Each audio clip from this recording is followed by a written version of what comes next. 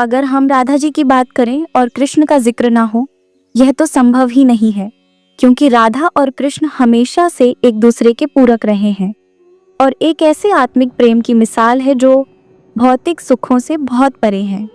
यूं तो राधा कृष्ण का प्रेम अनादिकाल से चला रहा है, पर द्वापर युग में जब भगवान नारायण ने कृष्ण रूपी अवतार लिया तो संसार को प्रेम का सही अर्थ समझने के लिए कृष्ण की ही अंश राधा ने यमुना के निकट रावल ग्राम में वृषभान और कीर्ति के यहाँ राधा रूप में जन्म लिया और जन्म के साथ ही राधा और कृष्ण की प्रेम कहानी शुरू हो जाती है। लेकिन दोस्तों, ऐसी कौन सी घटनाएं घटती है जिसके वजह से राधा को कृष्ण के विरह का सामना करना पड़ता है और कृष्ण क्यों अपनी प्रिया बांसुरी को तोड़ देते हैं? इन सब सवालों के जवाब हम इस वीडियो में जानेंगे। उससे पहले चैनल पर नए हैं तो चैनल को सब्सक्राइब कर लें। दोस्तों, कहा जाता है कि राधा जन्म से आंधी थी और स्वर्ग लोक से यह वचन लेकर ही पृथ्वी लोक आई थी कि जब श्री कृष्ण की प्रथम दृष्टि उन पर पड़ेगी तभी वो संपूर्ण जगत को देखेंगी, अन्यथा नहीं। तो देखा आपने कैसे शुरुआत से ही दोनों एक दूसरे से जुड़े रहे हैं। बचपन से ही कृष्ण अपनी लीलाओं और बांसुरी की मधुर धुन से पूरे बरसाना वासियों का मन मोहित करते रहे और राधा और कृष्ण तो 8 साल की उम्र से ही अपने प्रेम का आनंद लेने लगे थे। श्री कृष्ण को अपने जीवन में राधा और बांसुरी दो ही सबसे प्रिय थे। आपस में एक दूसरे से गहराई से जुड़े थे। जब भी श्री कृष्ण बांसुरी बजाते, राधा उनके पास दौड़ी चली आती और घंटों बांसुरी की धुन में मग्न रहती, जो उनके प्रेम को और बढ़ता गया। वो यमुना नदी के तट पर बैठकर घंटों समय व्यतीत करती थी, पर उनका यह सुखद समय कुछ ही वर्षों का था, क्योंकि जैसे ही कृष्ण के मामा कंस को उनके वृंदावन में होने का पता चला, उसने तुरंत ही कृष्ण को मथुरा में युद्ध का निमंत्रण दे दिया, जिसके लिए कृष्ण को अपनी यशोदा माँ और पूरे गांव के साथ राधा को भी छोड़कर जाना था। कृष्ण और राधा दोनों को पहले से पता था कि कृष्ण अब वृंदावन वापस कभी नहीं आ पाएंगे और बहुत समय तक एक दूसरे से मिल भी नहीं पाएंगे। इसलिए मथुरा जाने से पहले राधा ने कृष्ण से 2 वचन लिए।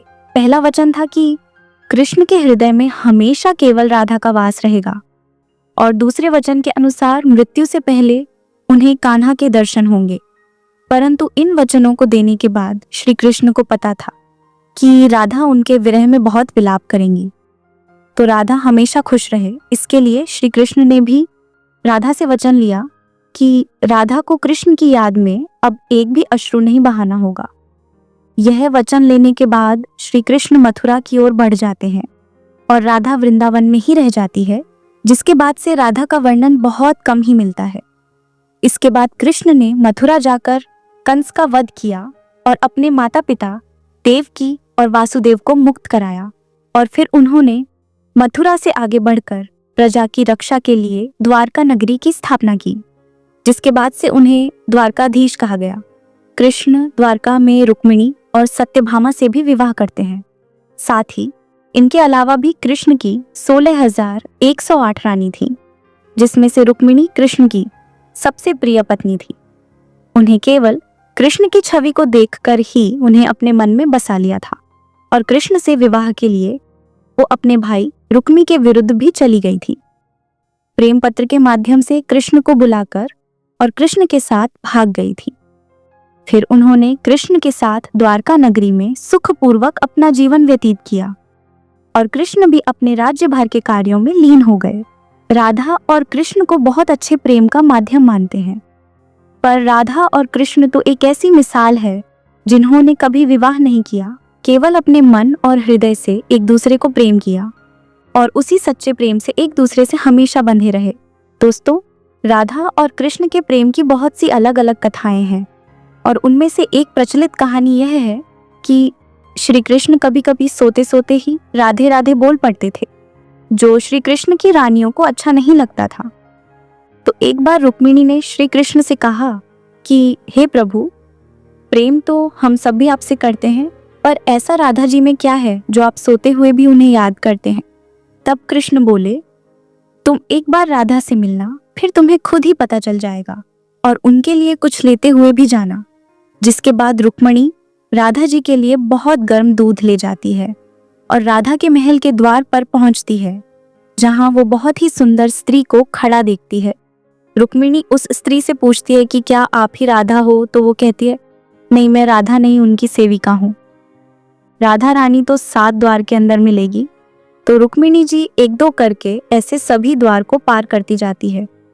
दोस्तों, जब वो राधा रानी के कक्ष में पहुंचती है तो उन्हें पता चलता है कि राधा कई रातों से कृष्ण नाम जपते हुए जगती रही है और अभी अभी ही उन्हें निद्रा आई है। रुक्मिणी राधा की सखियों से कृष्ण द्वारा मिलने के लिए कहने के बारे में बताती है। तो उतने में ही राधा उठ जाती है और कहती है कि कृष्ण ने आज मुझसे मिलने के लिए किसी को भेजा है। रुक्मिणी आश्चर्यचकित हो जाती है। केवल कृष्ण जी का नाम लेने से राधा जागृत हो गई और उनके बारे में पूछने लगी। इतना ही नहीं, जब राधा को पता चला कि कृष्ण ने उनके लिए प्रसाद भेजा है तो वो बिना कुछ सोचे रुक्मिणी से वो गर्म दूध लेकर पी जाती है, जिसे देखकर रुक्मिणी हैरान रह जाती है।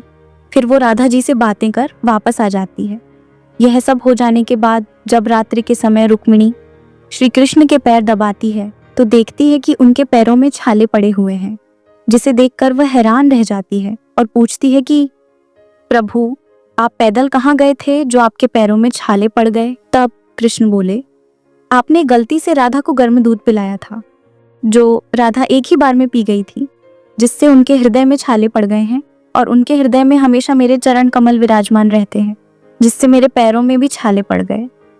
तब फिर रुक्मिणी को राधा और कृष्ण के प्रेम की पराकाष्ठा का पता चलता है कि प्रेम शरीर से नहीं आत्मा से होता है, जो हमेशा राधा के हृदय में कृष्ण के चरण कमल के रूप में विराजमान रहता है।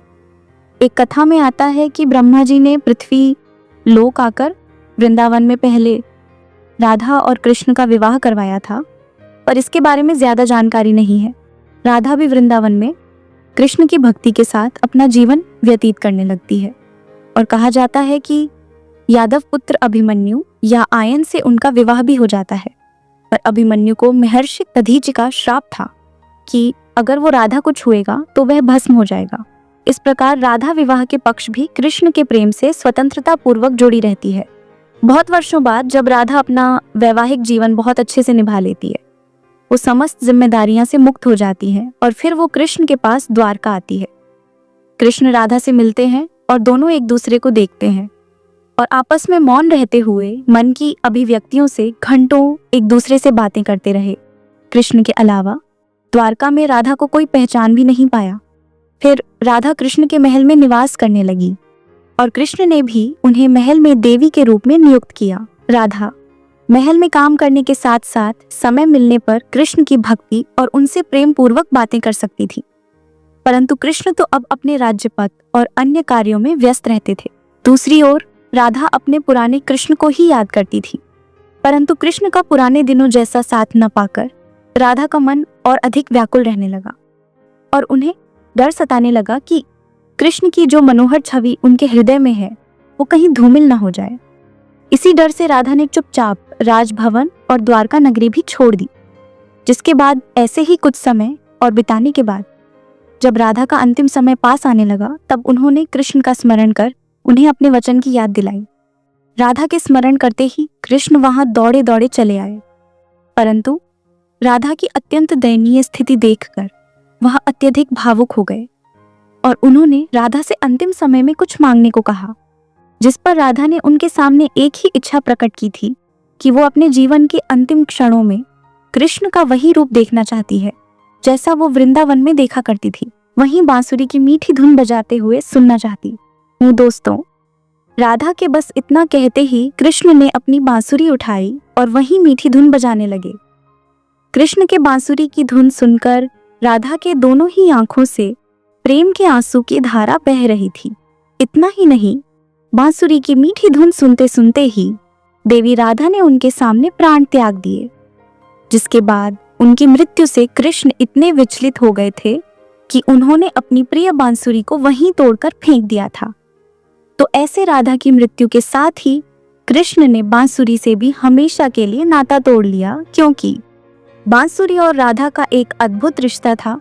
इसीलिए राधा की मृत्यु के बाद कृष्ण ने अपने शेष जीवन में बांसुरी तो क्या, किसी अन्य वाद्य यंत्र को हाथ भी नहीं लगाया। तो दोस्तों, राधा और कृष्ण की प्रेम कहानी के लिए यह भी कहा जाता है, एक प्राण दो देहि राधा संग स्नेही, जिनके शरीर भले ही अलग थी लेकिन आत्मा एक ही थी। तो दोस्तों, कैसा लगा हमारा आज का यह वीडियो, हमें कमेंट करके अवश्य बताएं और जाते जाते वीडियो को लाइक करें, शेयर करें और चैनल को सब्सक्राइब करना न भूलें।